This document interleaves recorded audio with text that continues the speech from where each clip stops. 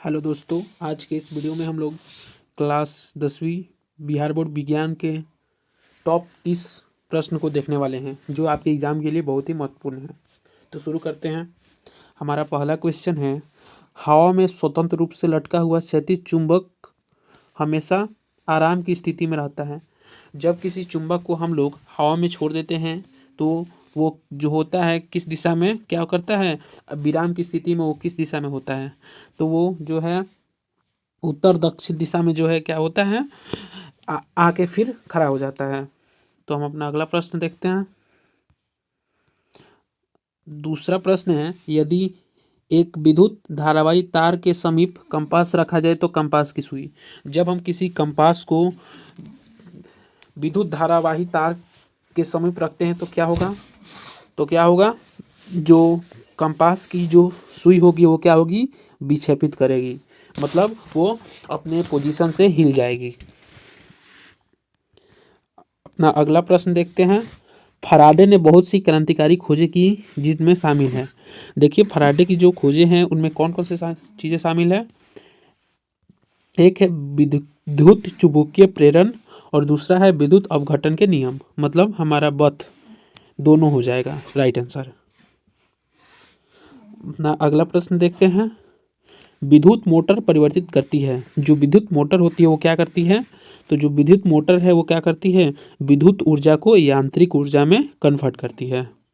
आप लोग को आंसर पता हो तो कमेंट में आंसर जरूर दीजिए। अपना अगला प्रश्न देखते हैं। फ्लेमिंग ने वाम हस्त नियम में बाएं हाथ की तर्जनी संकेत करती है। जो फ्लेमिंग का रूल है उसमें बाएं हाथ की तर्जनी किस चीज़ को संकेत करती है, तो वो चुंबकीय क्षेत्र की दिशा को संकेत करती है। अपना अगला प्रश्न है, किसी चालक तार से विद्युत धारा प्रवाहित करने पर तार के ऊपर तथा नीचे किस प्रकार की चुंबकीय क्षेत्र उत्पन्न होती है, तो उसमें क्या होता है, विपरीत प्रकार के जो चुंबकीय तरंगे हैं वो उत्पन्न होती हैं। नेक्स्ट क्वेश्चन, जल विद्युत ऊर्जा किस प्रकार का ऊर्जा स्रोत है, तो जो जल है वो क्या है, नवीकरणीय ऊर्जा का स्रोत है, रिन्यूएबल सोर्स ऑफ एनर्जी है। रिन्यूएबल सोर्स ऑफ एनर्जी या नवीकरणीय ऊर्जा क्या कहलाता है, जो हमारे पृथ्वी पर बहुत ज़्यादा मात्रा में मौजूद है, जो कभी खत्म नहीं होगा। अपना अगला प्रश्न है, कौन सी गैस वैश्विक ऊष्मन के लिए उत्तरदायी है। कौन सी गैस है जो पूरे दुनिया में जिसके कारण दुनिया का टेम्परेचर जो है बहुत ज़्यादा बढ़ जाता है, तो वो है कार्बन डाइऑक्साइड। अपना अगला प्रश्न है, पित्त रस स्रावित होता है। पित्त रस को हम लोग इंग्लिश में बाइल जूस बोलते हैं। जो पित्त रस जो होता है वो कहाँ से स्रावित होता है, यकृत से स्रावित होता है।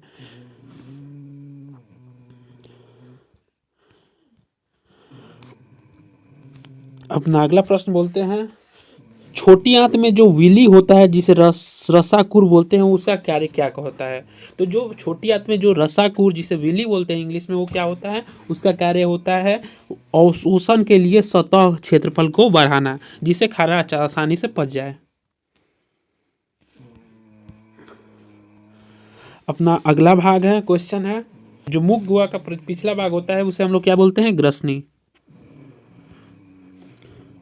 अगला प्रश्न है, बाहरी वातावरण से कोशिका में ऑक्सीजन का प्रवेश और कार्बन डाइऑक्साइड का निष्कासन कहलाता है। जब हम लोग वातावरण से कार्बन डाइऑक्साइड को छोड़ते हैं और ऑक्सीजन को लेते हैं तो उस प्रक्रिया को हम लोग क्या बोलते हैं, श्वासोच्छ्वास, इंग्लिश में इसको ब्रीदिंग बोलते हैं। अपना अगला प्रश्न है, प्रकाश संश्लेषण में ऑक्सीजन का मूल स्रोत है।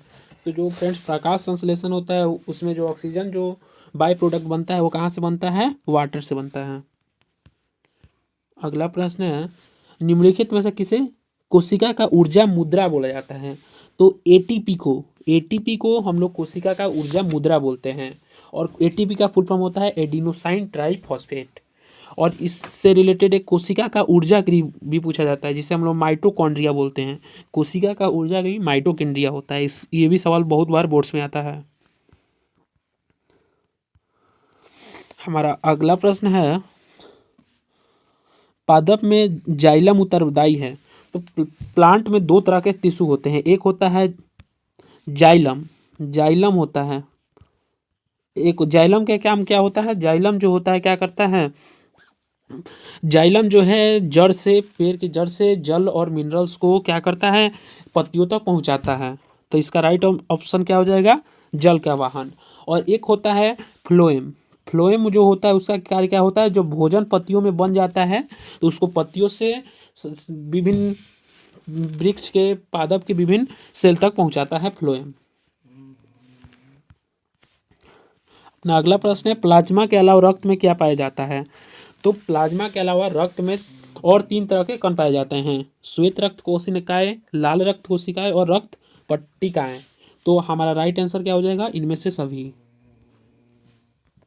अपना अगला प्रश्न है, अम्ल का जलीय विलयन विद्युत का संचालन करता है, क्योंकि अम्ल जल में क्या होता है, जब हम लोग जल में अम्ल को डालते हैं तो उससे क्या होता है, बिजली जो होता है इलेक्ट्रिक करंट, इलेक्ट्रिसिटी को क्या करता है, कंडक्ट करने लगता है। क्यों करता है, क्योंकि अम्ल जो होते हैं जल में क्या हो जाते हैं, आयनित हो जाते हैं, वो आयंस में टूट जाते हैं।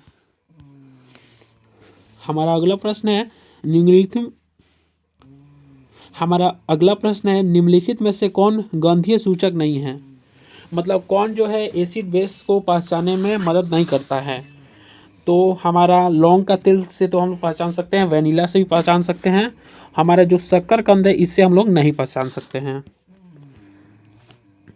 हमारा नेक्स्ट प्रश्न है, चींटी के डंक में कौन सा अम्ल पाया जाता है। तो जो चींटी का डंक होता है उसमें कौन सा अम्ल पाया जाता है, उसमें जो है मेथेनोइक एसिड या फॉर्मिक एसिड, इसी को फॉर्मिक एसिड भी बोलते हैं। मेथेनोइक एसिड पाया जाता है और इसको दूसरा नाम होता है क्या, फॉर्मिक एसिड, फॉर्मिक अम्ल।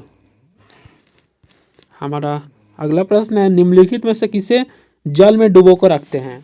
तो इनमें से किसको जल में डुबो कर रखा जाता है, तो जो बहुत ज़्यादा रिएक्टिव होगा उसी को जल में डुबो कर रखा जाएगा। तो इसमें से जो व्हाइट फॉस्फोरस, श्वेत फॉस्फोरस होता है उसको जल में डुबो कर रखते हैं, नहीं तो अगर ऐसे बाहर रखेंगे तो उसमें क्या लग जाता है, आग लग जाता है। और आप लोग कमेंट में बताइएगा कौन सा धातु है जिससे हम लोग जल में डुबो कर रखते हैं, आप लोग कॉमेंट में ज़रूर बताइएगा। हमारा नेक्स्ट क्वेश्चन है, अयस्क में अशुद्धियों को क्या कहा जाता है।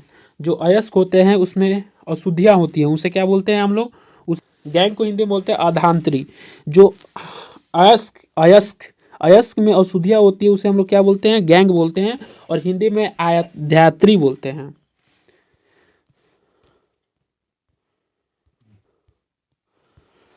हमारा नेक्स्ट क्वेश्चन है, निम्नलिखित में से किस धातु को चाकू से आसानी से काटा जा सकता है।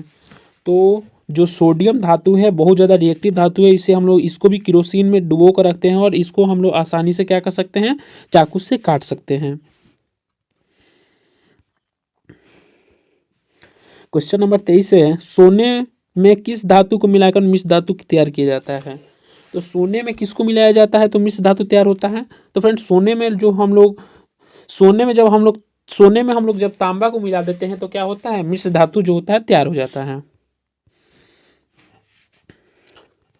हमारा अगला प्रश्न है, सिलिकॉन है एक, सिलिकॉन क्या है, तो सिलिकॉन जो है फ्रेंड्स एक मिश्र धातु है। सॉरी,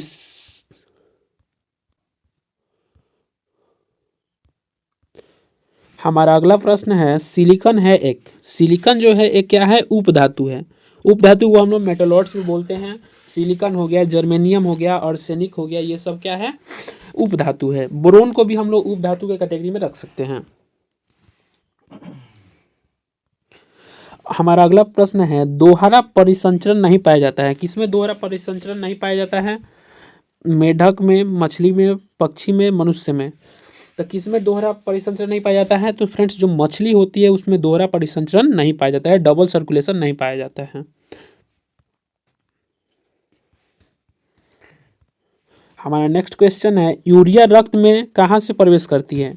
तो फ्रेंड्स जो यूरिया होती है कहाँ से प्रवेश करती है, हमारी जो किडनी होती है, किडनी से क्या प्रवेश करती है, यूरिया।